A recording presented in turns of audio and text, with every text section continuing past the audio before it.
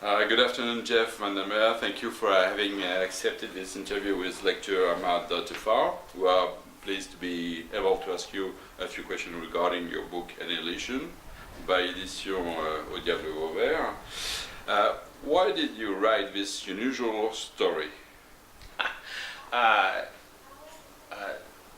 inspiration came to me after I'd had dental surgery, which led to bronchitis, which is a very unusual way to write a novel. But what it meant is that I woke up one night from a dream that was probably induced by a combination of everything I had to be on, from antibiotics to painkillers, of this tunnel tower that I've been walking down into, and saw these living words on the wall, and knew if I went down further I would see what was actually writing them. Now a surreal dream doesn't necessarily lead to anything, right?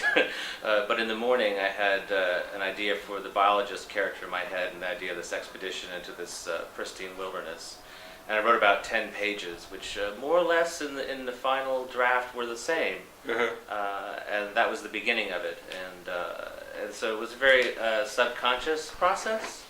And then you kind of look at what you have at the beginning and you think, do I have a story here? What is the story?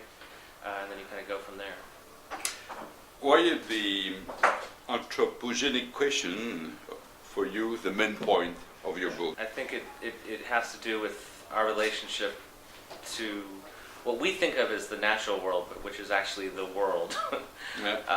How we interact with that world, how we interact with the animal life in that world, what our perception is of our place in that, and probably connected to that, just how rational we are as human beings.